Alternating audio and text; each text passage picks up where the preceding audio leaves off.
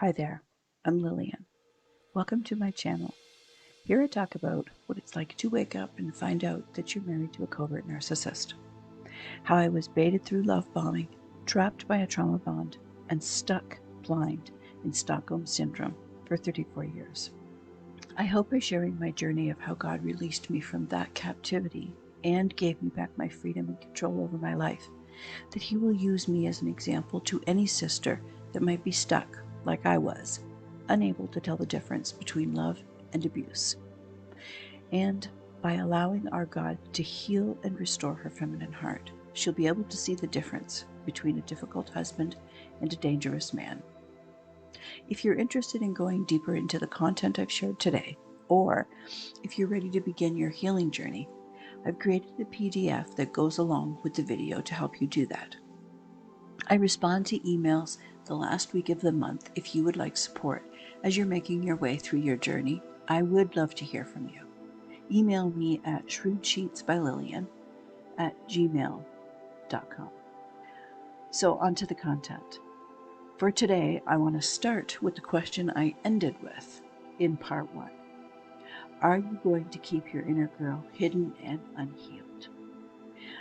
I wanted you to think about letting God pull gently on those strands of lights so that He can heal and restore you. If you haven't listened to the first part, you can find a link for it in the description box. If you're married to a dangerous man, God knows you need to be rescued. He knows that rescue, recovery, and restoration are part of your regeneration story. But He won't do it without your cooperation. You must consent. God won't force Himself into your space to control your thoughts and actions, even though He knows what's best for you.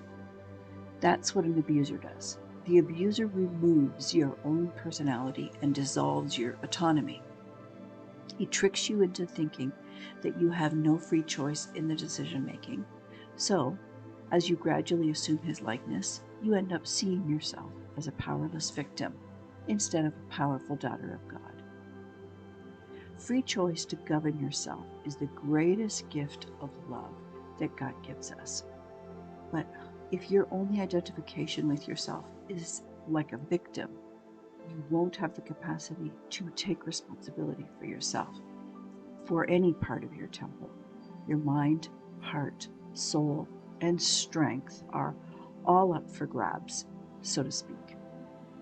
Although you wouldn't define yourself as a city broken down without walls, like it says in Proverbs 25:28, you do identify that way. The proof is that you are stuck with a wolf.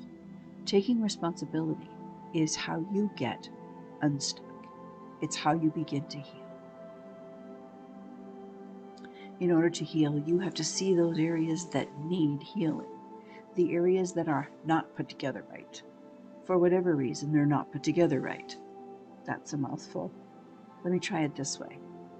It doesn't matter so much how your soul got hurt, wounded, bruised, or brokenhearted, whether it was through neglectful abuse or direct abuse. All of it misshapes and mangles your soul. Knowing the source of the injury is only so helpful as far as it will help you see where you need to be recovered, restored, and reconstructed. Only to help you see where God wants to sanctify and regenerate. The people who broke your heart or bruised you, in Matthew, he describes it as a smoking wick or a broken reed in Matthew 12:20, did do the damage. It is their fault, and God holds everyone accountable. Read in Romans 2:6, Exodus 32:34, Psalm 62:12, Ecclesiastes 3:17, and Jeremiah 17:10. I'm sure there's many more. That's just a sampling of being held accountable. But the things and people that bruised you and broke your heart are not what can heal and restore you. You make the damage worse by focusing on the people that did the damage rather than allowing those people to be used by God as a navigational tool to point you in the direction inside you that needs healing. The real importance, what really matters, is fixing the breakage. Restoration is what matters. If you've been in a terrible car accident and you arrive at the hospital in front of a doctor working emerge, does he really care or need to understand all the details of the car accident? No.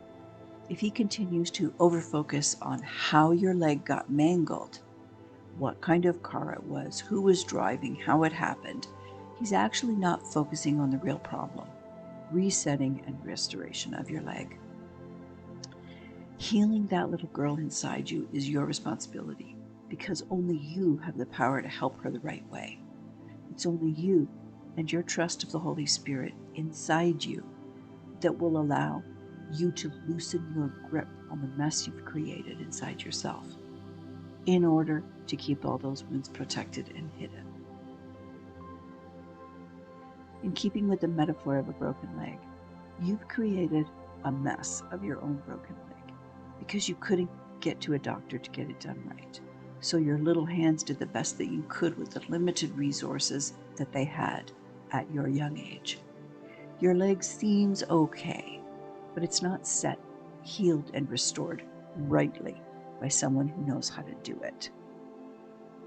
So when I say heal the right way, what I mean by right way is God's way, not when someone else says the right way.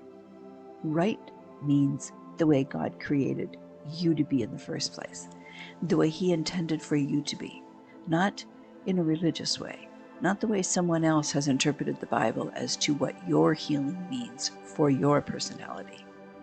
Just because a person has slapped the moniker of Christian on a book or a course or a program, that doesn't mean it can tell you how God is going to heal the breakage of your heart and mind. Only God Himself can do that, because only God can see inside your heart, mind, and soul. That's why almost all Christian teaching on marriage material only stops at the question of what, which is a vague generalization at best. Compare God's power in Saul and David. Saul was anointed as a leader over Israel, and when it came time to defeat Goliath, Saul wanted David to use his armor instead of David's own armor. The church wants you to use their courses and programs so they get credit for it. Just like Saul's armor was too big and bulky and heavy for David to move in, so programs framed around groups are too big and bulky for the damage done to the personality and heart of an individual. God was the factor in both of those situations with both people. But each particular person was very different in how God created them. Each had their own lives with God and was very different. God's purpose, sanctification, and plan for David's life wasn't to make him a carbon copy of Saul. David was an individual with individual gifts, skills, and talents. David was a rare breed of musician and warrior. Saul was neither of these. We are all, every one of us who are chosen, individuals with specific plans that were created to fulfill. God is sanctifying each one of us to be like Jesus, not be Him. In Hebrews 11, God talks about the heroes of faith. He doesn't mean be Abraham if you're a man, or be Sarah if you're a woman, but rather let their faith in God for their individual stories be an example for your life and your particular situation. Paul says the same thing. He says, let me be a mentor for you. He doesn't mean be Paul, rather be like him in your own individual way. Church teaching, well, a common belief actually goes something like this: finding yourself in the story. And then we internalize it to be, I'm a Peter or I'm a Paul type. This is masculine understanding, not because Peter and Paul are males, but it's outcome-based thinking. It's based on behaviors done and actions they do. Masculine thinking focuses on what the doings are. The masculine is task-oriented. It focuses on actions. And also, with me too. Any of the content you listen to me, I am never saying, be Lillian, you're not me. I'm saying use my faith as an example of how I allowed God to heal me. Just seeing what God did with me, where I am now, after my wake-up call and healing is a problem. We all read stories of them. David, Peter, Paul, Abraham, Sarah, and we intellectually and emotionally, I suppose, land on the end of their story. We want the glory days. I think that's just human nature. We want the end of the journey. We want to arrive at their outcome. This is what stops us from beginning the walk through our own personal valley of the shadow of death. Getting underneath the what of the damage and finding out the why and the how is when it becomes uniquely about your own fingerprint that God gave you. That's where the healing is. Trying to be like someone else through a book or a program doesn't expose the real you to you. In this world, our damage done by Satan is very individualized and singular. The wolf doesn't attack the whole flock. He watches the group, but his attack is singular. His intention is to find the weakest and inflict maximum damage to that individual. If you're married to a wolf, it's you. Satan is after the hardwiring of your personality as the individual who God created you to be. That individuality of your personality began in the first phase of your life with your DNA. He placed the hormones that made it pretty easy for us to see that you're a girl and not a boy. The first gauge of personality in a human is found in their levels of estrogen and testosterone. But that was just the beginning for you. God hardwired you to be either extroverted or introverted. You can't change that. He also designed your particular learning style, what you like to learn, and how you learn best. The backdrop against which all of these discoveries about yourself are made is in how each of us individually respond to the world around us. God calls this your bent. Train up a child in the way he should go. Even when he grows older, he will not abandon it. When you interpret this phrase, the way he should go, as though it's about obedience, what a parent is actually doing is raising a child to act the way the parent wants them to act. Do you see? By learning the actions of the behavior, the focus has been internalized to actually be the bent of the parent. Through outcomes, which is masculine thinking, the parent's in the process of making a carbon copy of themselves. That's not the Hebrew meaning of that phrase. It damages a child's psyche when it's interpreted in the masculine. It really creates havoc in the femininity with a little girl, but the masculinity within a boy is also damaged. This verse is about the focus being on the relationship with the child, but our English translation tells us to interpret only in the masculine, to focus on what the child does instead of who they are, which is relational. That's feminine. The clearer translation of the Hebrew intention would be more like, train up the child according to her way, her particular bent, and when she's old, she will not depart from it. The primary responsibility of your parent was to keep you safe and to help you discover all your own bents before your age of accountability. All of what makes you, especially you, to set you on course in the beginning stages of your life, to shape you the way God created you to be, for the plan He created you for, not the way they want you to be. In an oversimplification, it's like if God created me to be an orchid, but I was parented like a regular houseplant. When they're brought home, ferns, palms, philodendrons, or ivies are potted in normal or common soil. If you, the uncommon orchid child, the peculiar child, were potted like your siblings, this is what began the destruction of your real self.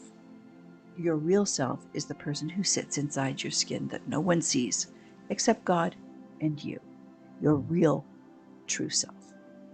You must find out how she was cultivated to be different than her true self. The parts of her that have been crushed almost to death because her real self had to dysfunction in order to survive, to be like everybody else. These are the bruised and broken parts that need healing. Are you bruised or brokenhearted? They're not the same thing. It's not the difference between a sprained ankle and a broken ankle. Bruised in the Greek means damaged, mildly or severely. Brokenhearted in the Greek means there's no foot because there is no ankle to be bruised. Every parent messes up their kids. It's on a spectrum. We're all sinners. That's what it means.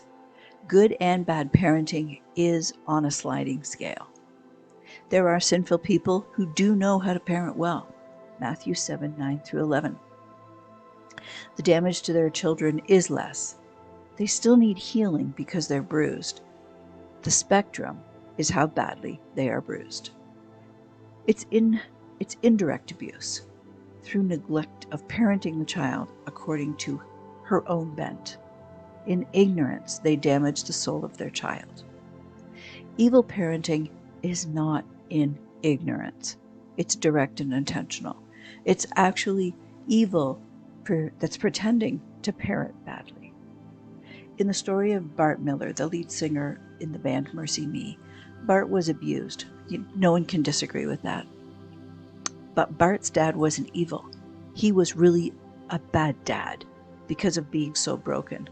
But he didn't have an evil intention for Bart. We know this because we know the end of the story. But you don't know the end of your story. That's why it doesn't matter so much what happened to you. What is the wrong question? Because it doesn't have a solution. I'll use myself as an object lesson to show how answering the question of what only identifies the problem. It doesn't solve it. I wasn't modest at all. I was highly promiscuous in my thoughts, speech, and actions. God says to be modest. The problem for me was that I wasn't. That's the what. And the what is pretty easy to see. The solution is not be modest. You can't use the problem as the solution. That's works, not faith. Broken-hearted people don't have a what. It's who they are. Promiscuous is who I was. So to say don't be that is to tell me not to be myself. It's like saying don't have blonde hair or blue eyes. I didn't know any other self. The question to ask is, why does God say that? Why am I who God has told me not to be? How did it happen if I'm created in God's image? Asking who, why, and how are the questions that lead you into yourself, if you're willing to look at the destruction. I didn't know that I had sexual abuse in my past. My body had hidden it from me. I don't want to go into that journey of discovery in this video. I'm just using it as an object lesson for this one. My point is that I did focus on being not promiscuous for many years. The only thing that churches had to offer in the way of this teaching was, don't do it. Don't be promiscuous. It did nothing to help me heal. All it did was teach me mechanisms, tips, and techniques to better cover up the bad with pretend good. Do you see? The church taught me to add more twinkle lights, to keep ignoring my feelings. This is so dangerous for women, and exponentially more dangerous if you're a female HSP. I do talk about HSPs a lot here because we are the ones with the heightened nervous system and senses. We are the ones with over-the-top empathy.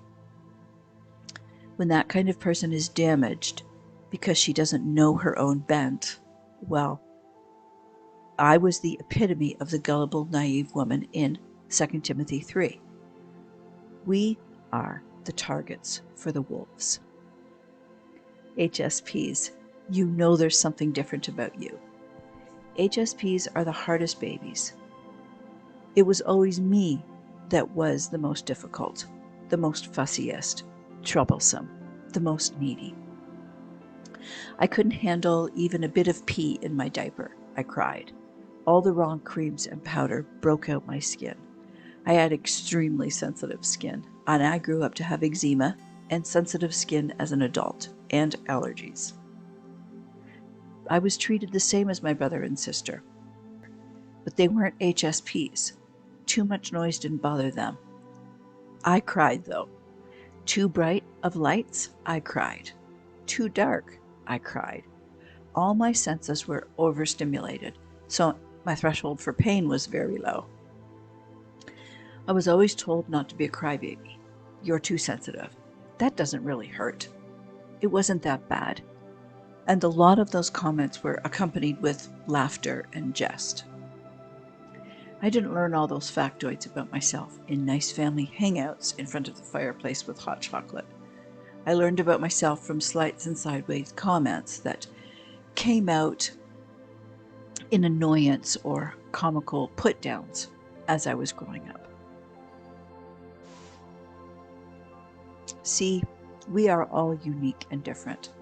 I'm a female and I have my own unique fingerprint, but my parents raised me like I had the same fingerprint as them.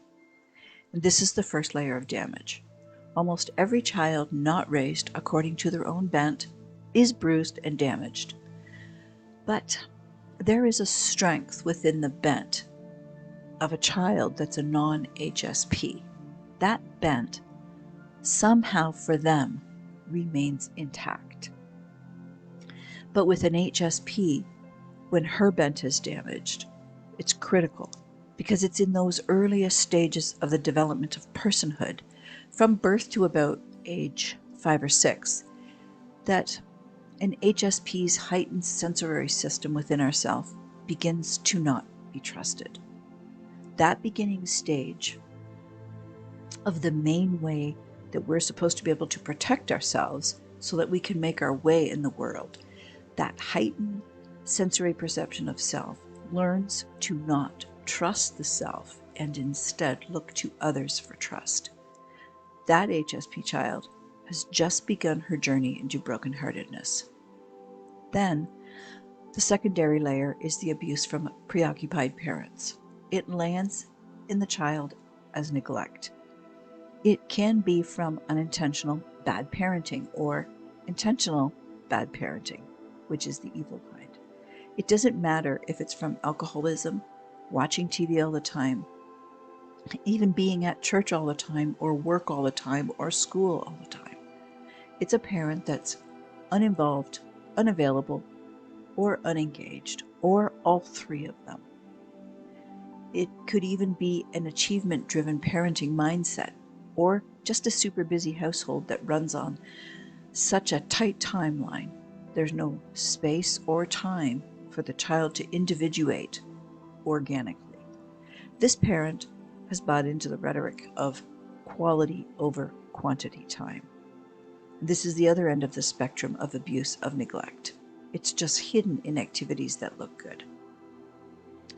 In any of these examples of abuse that I've mentioned, even if it's unintentional, no relationship with the child's self or others is cultivated or nurtured because with an HSP, there's no self being observed in order to be cultivated.